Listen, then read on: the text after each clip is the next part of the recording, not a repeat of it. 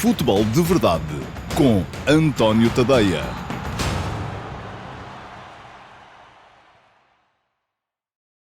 Olá a todos e sejam muito bem-vindos ao Futebol de Verdade Flash para o Rakov Częstochowa 1, Sporting 1. O Sporting não foi além do empate a uma bola em Sosnowiec com o Rakov, acabando penalizado já perto do fim pelos 82 minutos que passou em inferioridade numérica por expulsão de Gyökeres logo no início, pela clara inadaptação de muitos dos seus jogadores ao relvado irregular e escorregadio e ainda pela falta de ambição que demonstrou contra um adversário que, mesmo com um homem a mais só na ponta final e acordado pelo golo do empate, se mostrou minimamente ameaçador. O jogo ficou claramente marcado pela expulsão do sueco Gyökeres, logo aos 8 minutos, por pisar e inutilizar Arsenic. O Sporting mudou para 5-3-1, de uma forma que explicarei melhor quando fizer aqui a fotografia tática do jogo, e ainda teve a capacidade para se adiantar no marcador, numa bola parada finalizada por Coates. Depois, no entanto, os Leões como que limitaram as suas expectativas a aguentar o embate de um adversário que era muito físico, mas mostrava pouca arte. Foi a ponto de, durante os primeiros 80 minutos, e mesmo sem finalizações, ter parecido mais provável um segundo golo leonino do que o empate polaco. E isto, apesar de uma opção difícil de entender de Ruben Amorim, a não ser por causa das dificuldades que o relvado colocava a uma construção mais elaborada da sua equipa. Mesmo sem Gyökeres em campo, os Leões deixaram a partir do meio da primeira parte de arriscar na saída controlada, optando o surpreendentemente titular Franco Israel por bater bolas longas na frente, onde não havia uma referência para as disputar. Parecia que ninguém queria jogar, de um lado e do outro. Mesmo assim, as melhores situações do primeiro tempo foram da equipa portuguesa. Depois do gol de Coates, num canto de Pedro Gonçalves, Edwards e Pedro Gonçalves ainda foram bem-sucedidos em ataques à profundidade, após lançamentos longos de Coates e Gonçalo Inácio, mas não conseguiram superar o guarda-redes Kovacevic. O Rakov rematou a primeira vez aos 32 minutos, começando aí a mostrar o seu jogador mais perigoso, o lateral Plavšić, que esteve na origem das duas primeiras tentativas de empate. A segunda parte começou com a primeira ocasião de golo dos polacos, um remate de barriga de Jan Karluk, que passou ao lado das redes de Israel, mas até ao golo do empate, marcado por Piasecki aos 79 minutos, e apesar das constantes escorregadelas leoninas nas tentativas de saída para o contra-ataque, o Rakov pareceu sempre inofensivo. E mesmo assim, os polacos ainda podiam ter ganho nos últimos 10 minutos, quando David Svarga, o treinador, mudou para 3-5-2, meteu 2 tanques na área e inverteu os laterais. Aí foi a altura de resistir, num jogo do qual o Sporting, mesmo com 10, parecia poder tirar mais do que o ponto que o deixa ainda na corrida ao primeiro lugar do grupo. Isto desde que ganhe os 3 jogos que lhe faltam.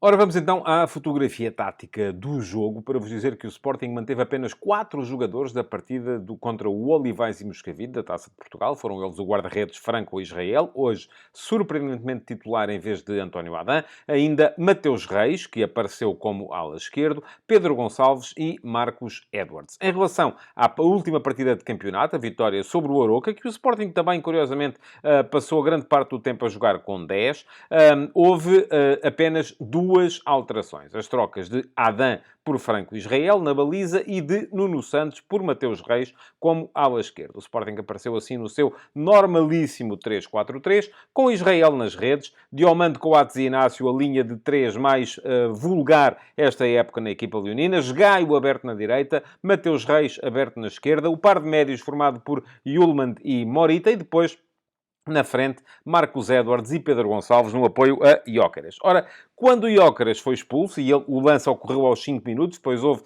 ali aquele período em que foi ao VAR e tal, e acabou por sair aos 8 minutos, as indicações de Ruben Amorim para o campo foram claras. Viu-se, inclusive, na transmissão televisiva, ele a fazer os gestos com as mãos. 5-3-1. E foi isso que o Sporting fez. Não houve alterações em termos de substituições. Edwards passou a funcionar como ponta de lança, como homem solitário na frente, e Pedro Gonçalves baixou para uma espécie de médio direito, que procurava também a saída pelo seu corredor, estando depois a Yulman e Morita mais fixos na zona de meio campo. Isto tirou ao Sporting, como é natural, alguma capacidade para chegar à frente, mas Amorim foi mantendo a equipa assim, até que trocou aos 58 minutos, quando abdicou de Edwards e Pedro Gonçalves para colocar em campo Paulinho como referência na frente. Pouco se viu, pouco jogo lhe chegou. E Geni Catamo a partir da direita. Geni claramente com problemas de equilíbrio, a escorregar muitas vezes e raramente a conseguir ficar em pé no relvado quando a bola lhe era endossada. Depois, foi já na fase de aperto que Amorim voltou a mexer, já no minuto 90, trocando Yulman por Daniel Bragança e Mateus Reis por Nuno Santos. Deu a ideia que, muito mais para perder ali um bocadinho de tempo, cortar um bocadinho de ímpeto ao adversário, que estava forte nesta altura, a bombear constantemente bolas para dentro da área. Mas vamos então olhar para o outro lado do jogo, o lado polaco, o lado do Raków Częstochowa. Fez o treinador David Svarga 5 alterações relativamente ao último jogo, a derrota por 2-1 contra o Górnik Zabrze.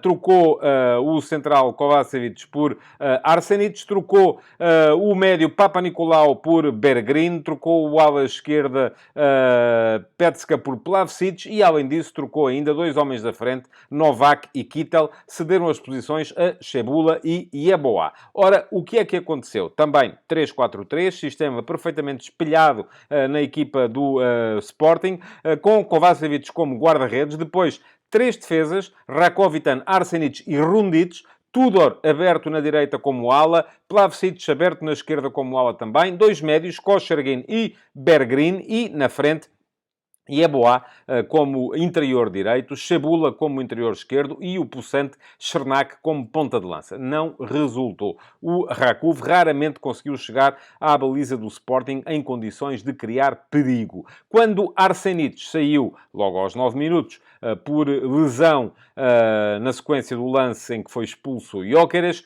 entrou Jean Carlos. Jean Carlos foi colocar-se como ala direito.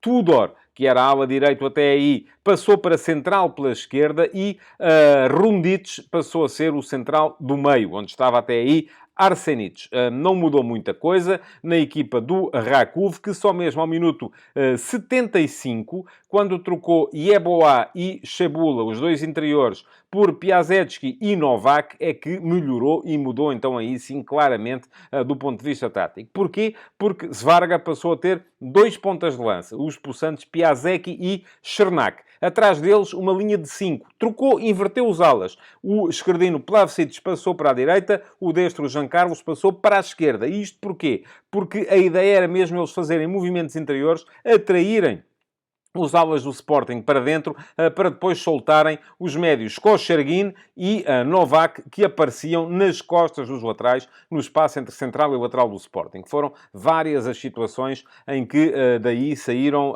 lances de perigo para a baliza de Franco Israel. Curiosamente, ao minuto 85, quando Kochergin tinha acabado de dar a Bergrin numa boa situação de perigo, Svarga optou por substituí-lo, fez entrar Lederman e o Rakov acabou por se ressentir também um bocado disso, porque Kochergin e Novak estavam a ser os 2 elementos mais perigosos, juntamente com Plavsic e também Jean Carlos lá no lado esquerdo.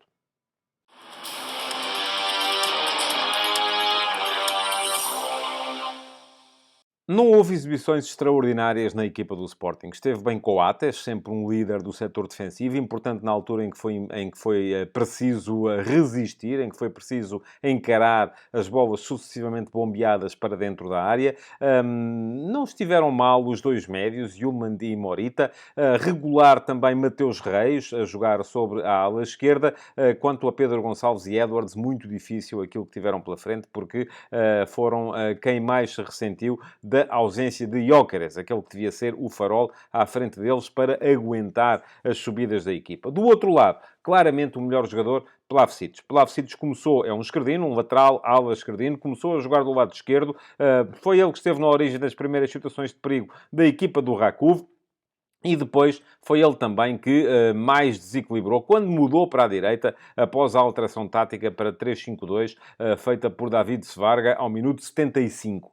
Foi claramente o melhor jogador da sua equipa, uma equipa onde também acabaram por se destacar Tudor na sua missão múltipla, primeiro de ala, depois de central, sendo que os centrais da equipa do Rakov na ponta final do jogo apareciam claramente também dentro do meio-campo adversário para tentarem desequilibrar e atrair também bem de maneira a libertar os alas mais à frente, e também não esteve mal Cebula, o atacante que começou a partida pela esquerda e que acabou também por ser substituído nesse minuto 75. Kochergin foi um farol também na zona de meio campo. Ainda assim, o herói do jogo foi claramente Plavšić, o melhor jogador em campo.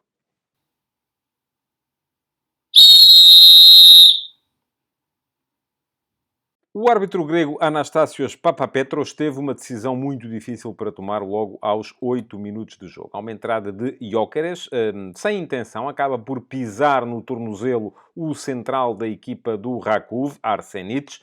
A entrada seria, em condições normais, para cartão amarelo, uma entrada imprudente, não é uma entrada com intenção de magoar, não é uma entrada violenta, mas acaba por ter como consequência a inutilização do defesa central da equipa do Rakov. Por isso mesmo, porque se tornou numa entrada perigosa para a integridade física do adversário, acaba por se justificar o cartão vermelho mostrado tão cedo ao avançado da equipa do Sporting. Foi uma intervenção do VAR, o também grego Andreas Gamaris, que chamou a atenção do árbitro de campo e, por isso mesmo, acabou por ser expulso nesse momento Viktor Gyökeres.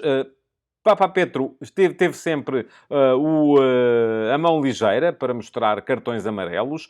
Não perdeu, no entanto, a coerência. Foi sempre coerente nessa matéria disciplinar. E em relação à arbitragem do juiz grego, só me ficou mesmo uma grande dúvida, que aparentemente, enfim, houve VAR, houve revisão do lance e, portanto, embora à vista desarmada pareça que está em posição irregular o avançado Piasecki no momento em que é feito o remate de Kochergin, que ele depois aproveita para fazer o gol do empate. A verdade é que o lance foi ao VAR e o VAR mandou seguir e, portanto, estaria em posição regular, ao contrário daquilo que parece aparente, pelo menos nas imagens televisivas. Vamos acreditar, naturalmente, que o VAR viu bem. De resto, esteve bem a equipa de arbitragem num gol depois anulado ao Rakov. Aqui há fora de jogo evidente de Novak no momento em que desvia para o guarda-redes, um remate que depois acabou por dar na recarga o golo, aquele que seria o golo da vitória da equipa do Rakov,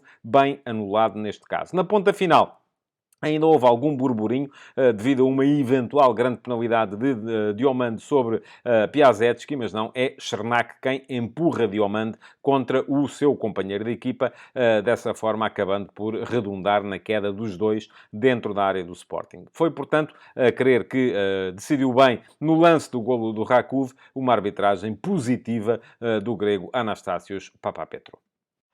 Futebol de Verdade, de segunda a sexta-feira, às 12h30.